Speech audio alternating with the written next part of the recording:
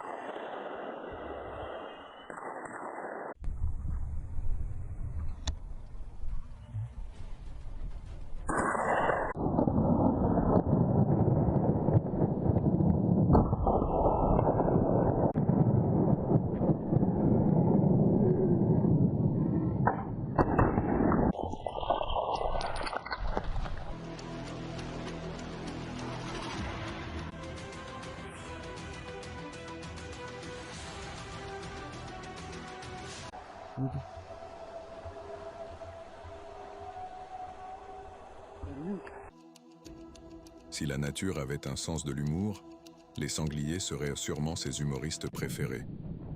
Ces petits cochons poilus n'ont pas de prédateurs naturels et, au lieu de faire leur numéro, ils préfèrent envahir les fermes. Bien sûr, les agriculteurs doivent en se défendre contre ce spectacle d'horreur avec leurs armes. Après tout, qui a besoin d'une sitcom quand on a ces créatures qui transforment la campagne en un véritable cirque? C'est comme s'ils disaient « Qu'est-ce qui pourrait mal tourner ?»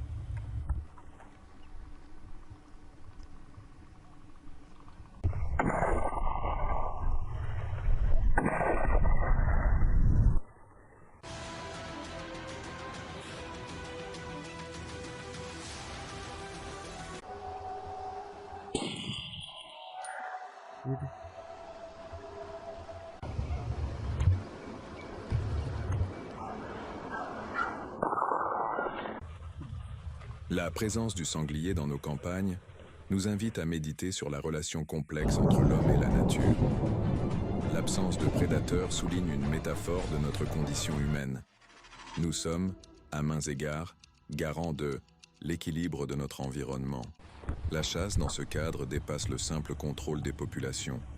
Elle rappelle que notre intervention est essentielle pour rétablir l'harmonie. Chaque acte doit être réfléchi, conscient que chaque vie possède une valeur intrinsèque.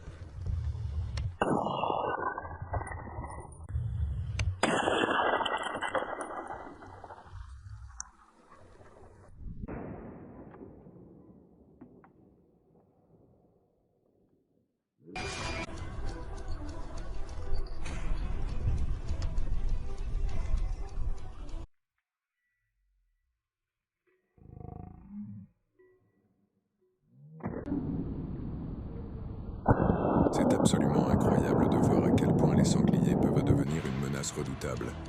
Ces animaux, avec leur reproduction rapide et leur force impressionnante, peuvent ravager les cultures et les écosystèmes locaux. L'absence de prédateurs naturels entraîne une explosion de leur population, rendant la chasse non seulement nécessaire mais essentielle pour maintenir l'équilibre. C'est un véritable défi pour les chasseurs, et c'est là que l'adrénaline entre en jeu.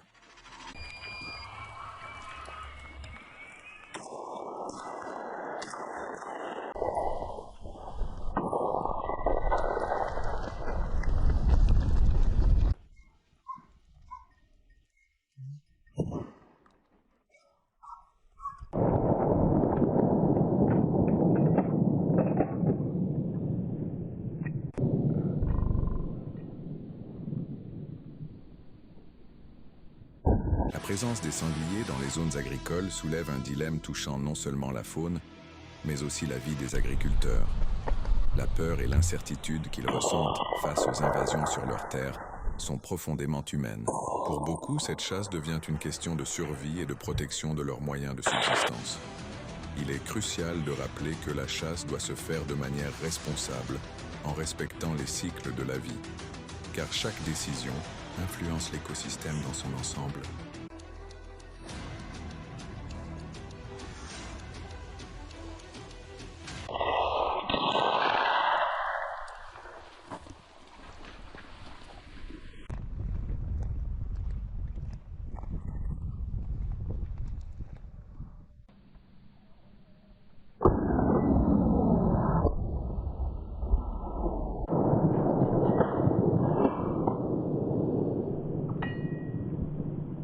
L'absence de prédateurs naturels pour les sangliers soulève des questions fascinantes sur l'équilibre des écosystèmes. Comment cela influence-t-il la dynamique de la faune locale? De plus, quelles pourraient être les conséquences à long terme si la population de sangliers continue de croître sans régulation? Il est intriguant de constater que, alors que certaines espèces s'adaptent à leur environnement, d'autres risquent de devenir envahissantes. Quelle stratégie pourrait-on envisager pour rétablir cet équilibre perdu?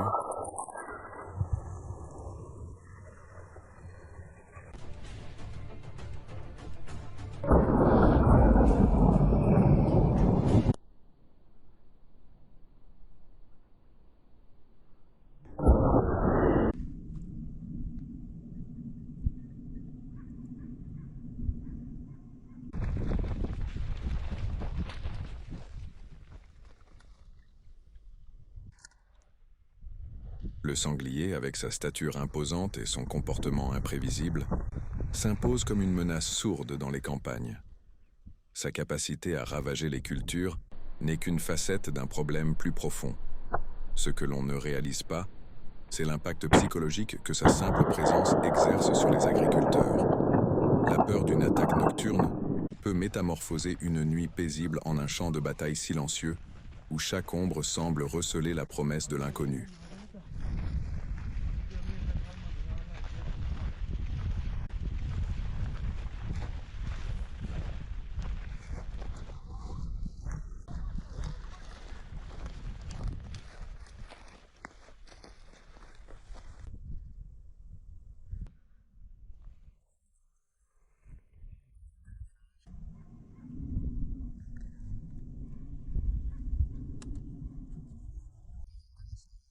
C'est fascinant de voir à quel point la nature se montre généreuse en nous offrant un véritable buffet de problèmes.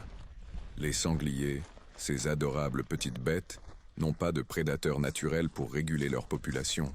On dirait que l'évolution a décidé de leur accorder une petite pause, laissant aux agriculteurs le soin de faire le ménage.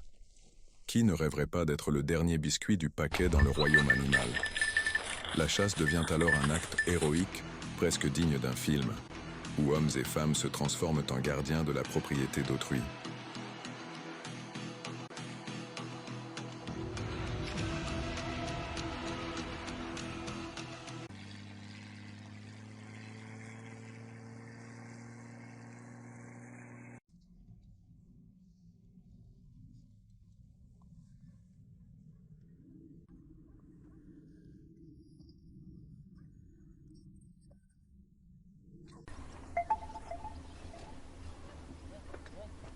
La présence croissante des sangliers dans les zones agricoles ne se limite pas à un simple enjeu économique.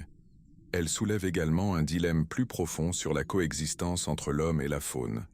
Pour de nombreux agriculteurs, la chasse devient une nécessité pour protéger leurs moyens de subsistance. Cette situation met en lumière le conflit intérieur auquel nous faisons face. Trouver des solutions qui respectent la vie sauvage, tout en garantissant notre sécurité et le bien-être des communautés rurales. C'est un équilibre fragile.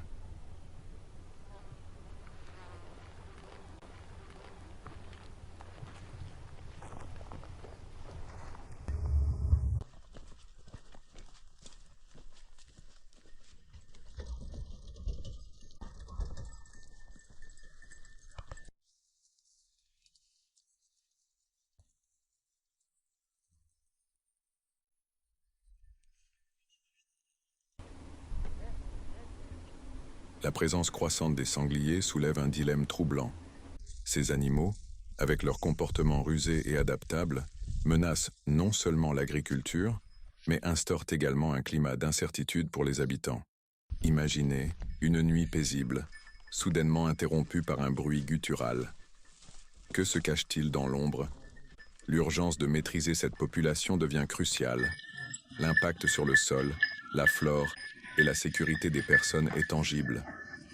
Que se passerait-il sans une réponse rapide à cette situation?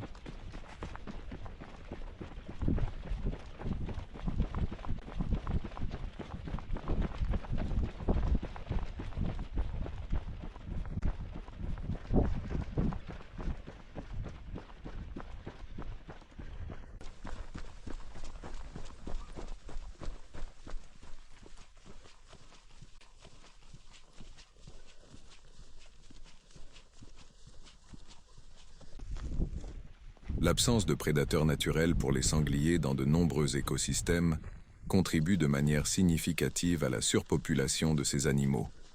En l'absence d'agents régulateurs, cette surpopulation devient un problème manifeste.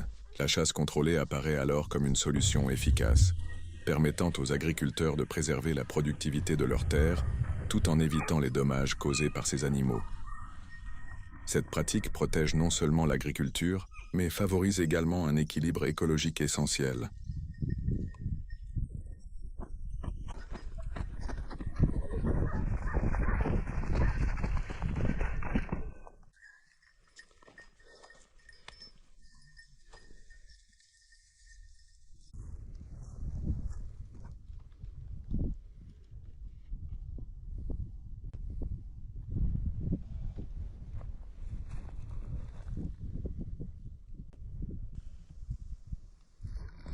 Ce que beaucoup ignorent, c'est que l'absence de prédateurs naturels pour les sangliers n'est pas seulement une question écologique, mais un signal inquiétant sur l'équilibre de la nature. Ces animaux se reproduisent à une vitesse alarmante et sans régulation, risquent de devenir des fléaux dévastateurs. Laisser la situation se développer librement, c'est ouvrir la porte au chaos. Les agriculteurs ont le droit de protéger leurs terres, mais cela soulève des questions sur les conséquences de cette intervention. Il est temps d'affronter cette réalité sans idéalisme.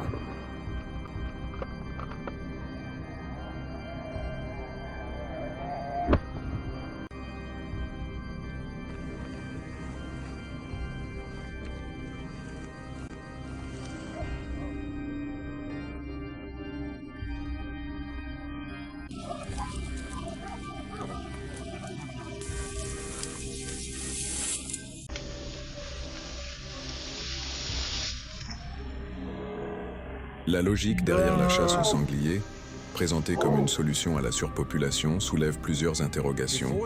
Il est étonnant de constater qu'au lieu d'envisager des approches plus durables, comme la réintroduction de prédateurs naturels, on opte immédiatement pour une action létale.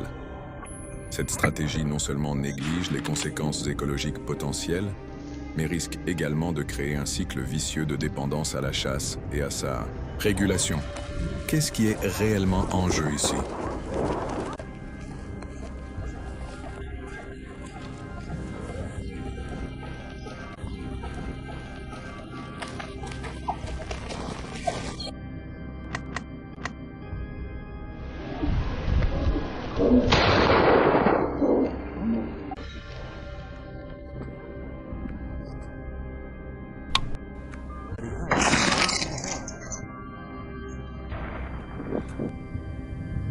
L'adrénaline de la chasse au sanglier est une expérience incomparable. Ces animaux, avec leur force brute et leurs instincts voraces, sont omniprésents et, sans prédateurs naturels, leur prolifération est alarmante.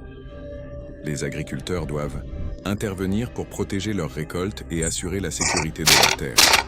La frisson d'une bonne chasse ne réside pas seulement dans le défi, mais aussi dans la préservation de l'équilibre de l'écosystème agricole. C'est une lutte pour la survie qui mérite d'être vécue intensément.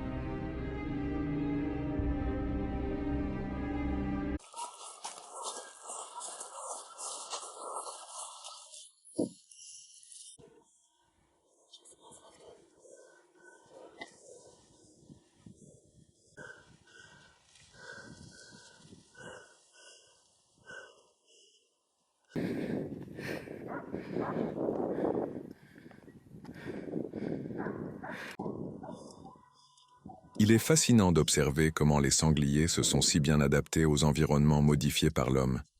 Quels facteurs ont pu contribuer à cette capacité d'adaptation? La présence de terres agricoles, par exemple, semble avoir créé un terrain idéal pour leur prolifération. De plus, comment l'absence de prédateurs naturels affecte-t-elle non seulement leur population, mais aussi l'écosystème dans son ensemble?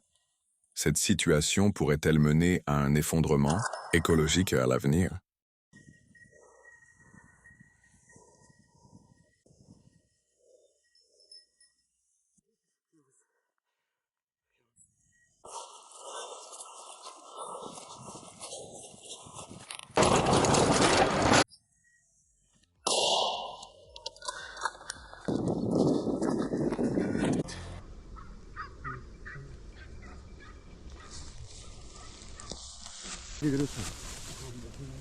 C'est fascinant de voir comment les sangliers s'adaptent et prospèrent dans des environnements variés. Ces créatures possèdent une incroyable capacité de survie, ce qui représente d'énormes défis pour les agriculteurs. Leur force semble presque surnaturelle, et lorsqu'ils se rassemblent, la situation peut rapidement devenir chaotique. Chasser ces animaux n'est pas seulement un sport, c'est une nécessité pour protéger la faune locale et les récoltes. Chaque chasse est une véritable bataille entre l'homme et la nature, révélant à la fois courage et respect.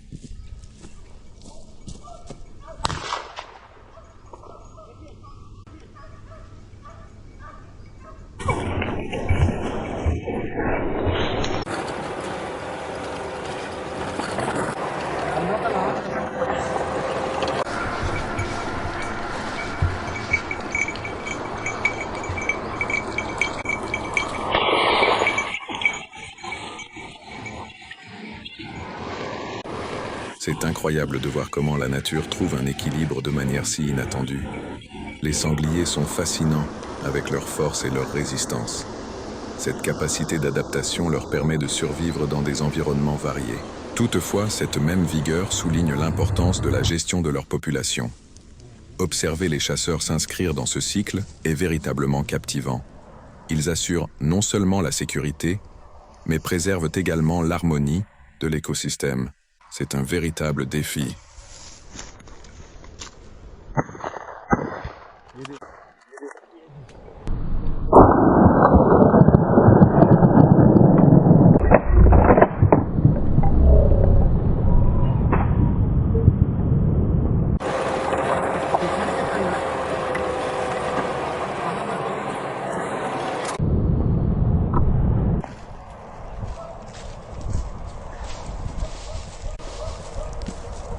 La présence croissante de sangliers dans les zones agricoles soulève des questions fascinantes sur les impacts économiques et sociaux. Comment cette surpopulation affecte-t-elle les rendements des agriculteurs? La chasse pourrait-elle non seulement réduire les dégâts, mais aussi améliorer l'écosystème local? De plus, quelle est la perception de la communauté concernant cette pratique? La relation entre humains et sangliers semble complexe. Quelles autres solutions pourraient être envisagées pour équilibrer ces enjeux?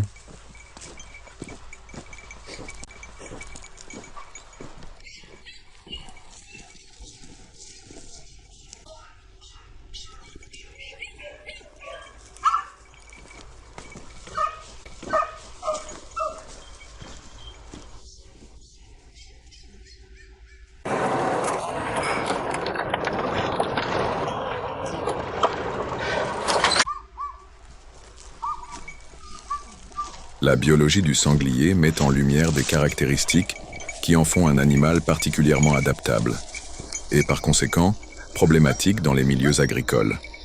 Son régime omnivore et sa capacité de reproduction rapide lui permettent de proliférer sans contrôle dans des zones dépourvues de prédateurs. La chasse régulée ne vise pas seulement à maîtriser cette surpopulation, mais joue également un rôle essentiel dans la préservation de la biodiversité locale, empêchant les sangliers de dominer des écosystèmes déjà fragilisés par d'autres pressions humaines.